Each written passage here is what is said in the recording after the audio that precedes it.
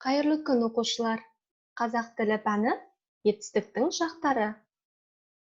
Алдымен біз етістіктің не екенін есімізге түсірейік. Етістік дегеніміз не?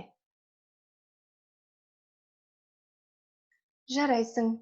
Етістік заттың қимылын, іс-әрекетін, күй-жайын білдіретін сөз табы. Сонымен қатар, етістік іс-әрекеттің жүзеге асу мезгілін білдіреді. Соған орай етістіктің 3 шағы болады. Осы шақ, өткен шақ және келер шақ. Олай болса, бейнефильмге назар аударайық. Алан аға, сіз ылғи осы дәптерге не жазып отырасыз? Болма? Бұл күнделік. Қойыңызшы, күнделік ондай болмайды. Міне, мынадай болады. Иә, ол оқушы күнделігі, онда сабақ кестесі, үй тапсырмасы, алған бағалар жазылады. Мынау да күнделік. Мұнда адам өзі істеген ісіне есеп береді. Алдағы ісін жоспарлайды. Ол не үшін керек?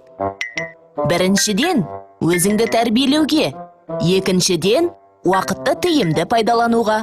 Үшіншіден, жазып үйренуге. Сонда қалай? Қара, мен саған түсіндірейін. Күнделікті әркім әртүрлі жазады. Мен мынадай кестеге 3 шаққа бөліп жазғанды ұнатам. 3 шаққа? Шақ – уақыт деген сөз. Адам әрекеті істеген уақытына сәйкес 3 шақта айтылады. Қазірге дейін, қазір және бұдан кейінгі уақыт па? Иә, дұрыс.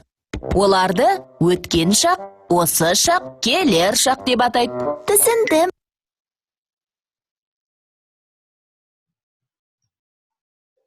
Сонымен, осы шақ етістік іс-әрекеттің қазір болып жатқанын көрсетеді. Мысалы, Арман үй тапсырмасын орындап отыр. Орындап отыр осы шақ етістік. Өткен шақ етістік іс-әрекеттің бұрын болғанын білдіреді. Мысалы, Жандос қызықты кітап оқыды. Оқыды өткен шақ етістік. Келер шақ етістік іс-әрекеттің алдағы уақытта болатынын білдіреді. Нұрсұлтан атасымен ауылға барады. Барады, келер шақ етістік. Ойланайық. Берілген сөйлемнен етістіктерді тауып, қай шақта тұрғанын айт. Әлихан қазақ тілі пәнінен үй тапсырмасын орындап отыр. Жарайсың. Орындап отыр осы шақ етістік.